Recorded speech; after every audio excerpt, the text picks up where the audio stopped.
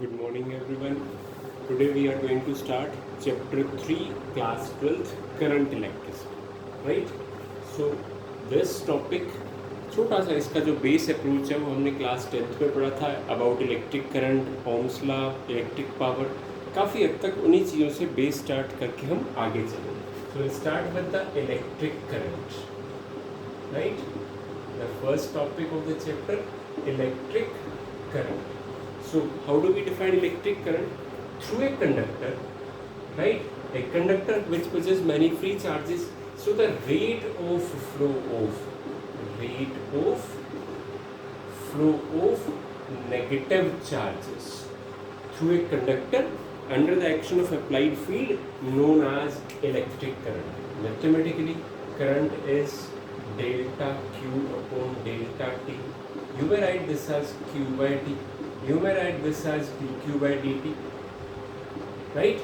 Or you may write this as negative of ne by t, right? As q is equal to plus minus ne, but for the electron it is minus ne. That's why it is minus ne by t. N stands for number of electron, E stands for charge on electron, negative due to electron, and T time, right?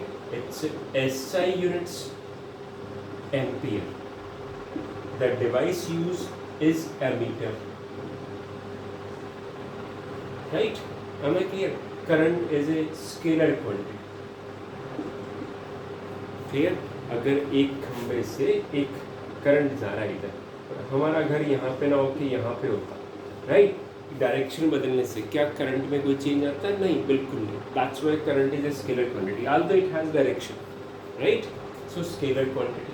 Clear? So this is about electric current. Come to the power. It's a type of current.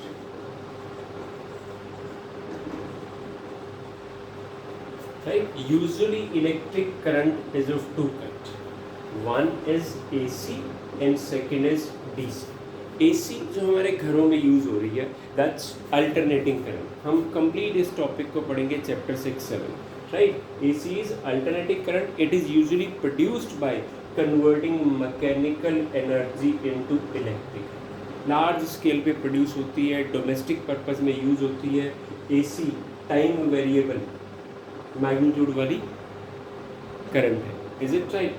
DC chemical energy से electric energy में convert होती है. Usually portable devices, मेरे mobile में, आपके mobile में, घड़ी, cell, right? Devices. Symbol used this, battery usually, right? So in this chapter we will mainly use DC. Clear? The behavior of DC and the electrical component, right? So later on we'll go for AC, right? Next topic, point number 2, it's potential difference. हमने last chapter में पढ़ा था. What is potential difference? Work done in shifting a unit positive charge from one place to other is called potential, right? Symbol used volt, and the device which is used to measure is voltmeter. SI units volt. Clear?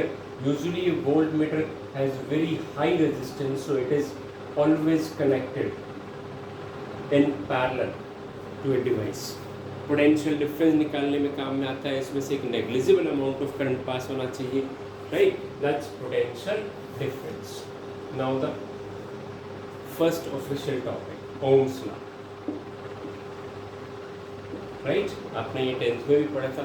According to Ohm, current in a circuit is directly proportional to the potential difference applied. एक normal से part से समझना, ये एक device, बाद में जाके इसको नाम रेजिस्टेंस दिया गया.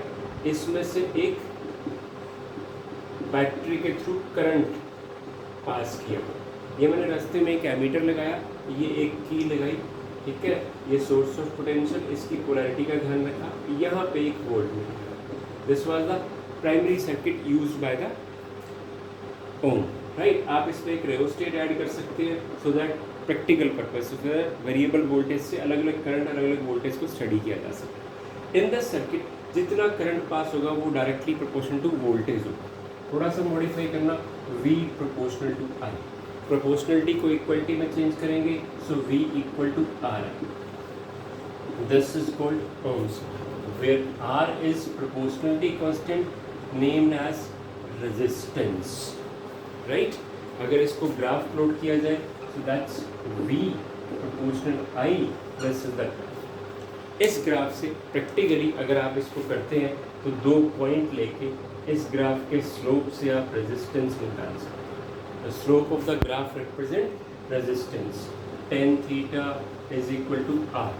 vi ग्राफ का जो स्लोप है this provide me the resistance value. This is completely covered in the practical of the class 12। एक छोटा सा प्रैक्टिकल है जिसपे आप अलग अलग वोल्टेज पे अलग अलग करंट या अलग अलग कंपोनेंट चेंज करके, राइट, ठीक है, 1 या 2 बार series parallel, right.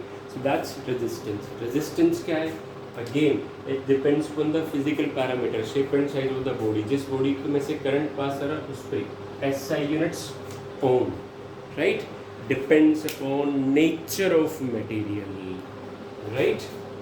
So come to this resistance. What is this resistance and on what factor does it depends? Resistance, property of a body। एक कंडक्टर है, उसको बॉडी कह लो, इसमें से पास होने वाले करंट को, राइट, इसमें due to mutual collision, right, इसमें जो फ्री चार्जेस होते हैं वो रैंडम मोशन में वो आपस में कोलाइड करेंगे, एक दूसरे से कोलाइड करेंगे। जब फील्ड लगाएंगे तो उस कोलिजन की वजह से with the free and bound charges उसमें कुछ लॉस आएगा। It's a property of a conductor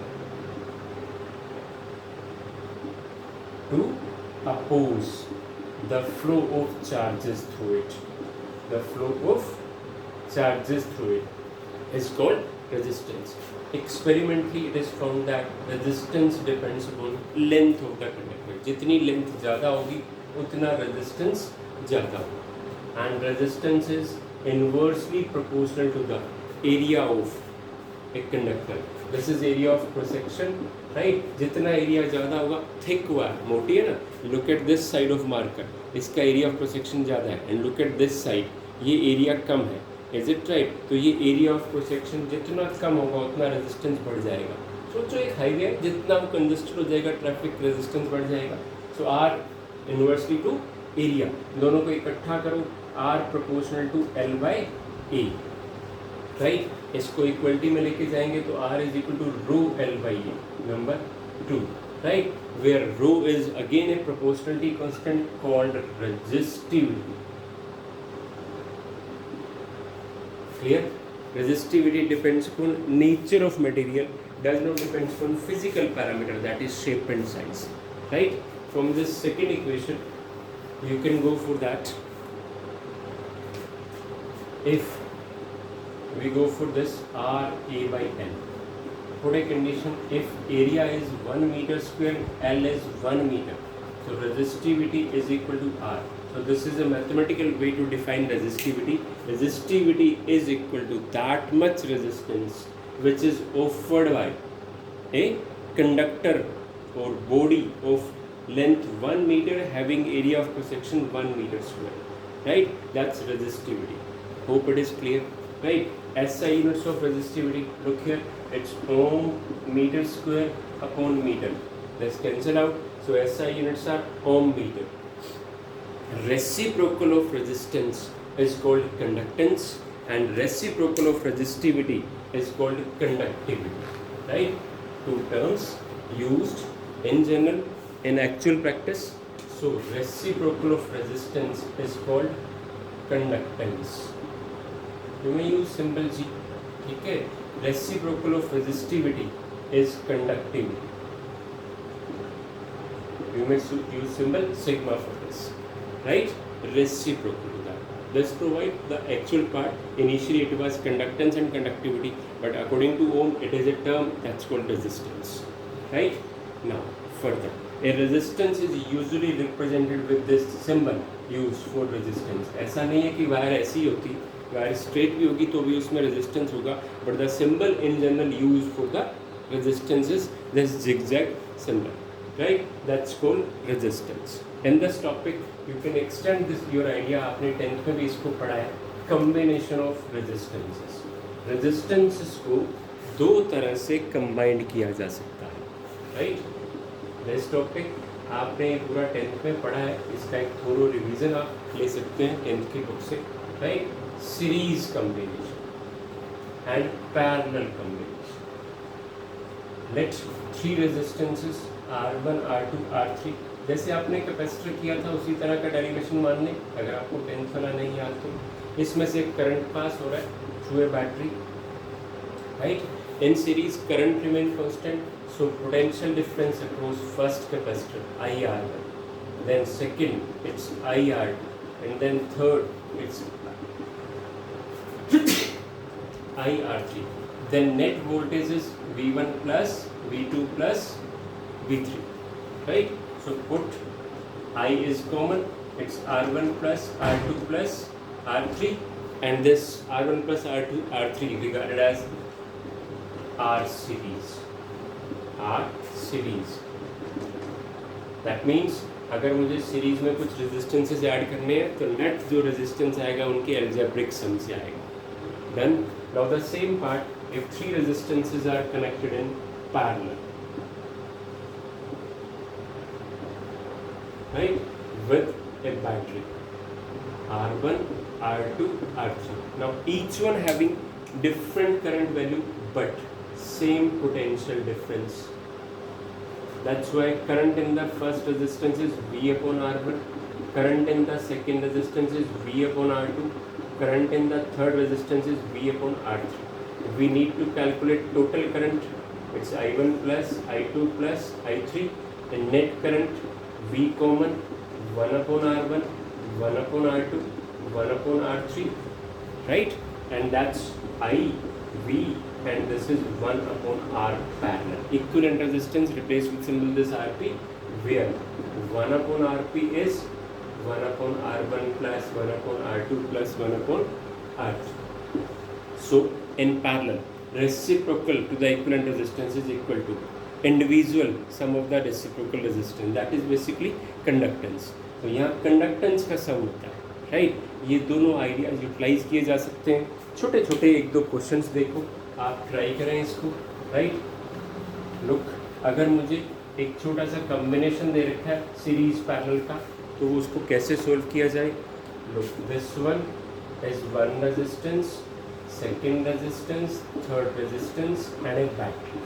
it's a very simple example, right? This is 10 ohm and this is 20 ohm, this is 20 ohm and this is 20 volt battery.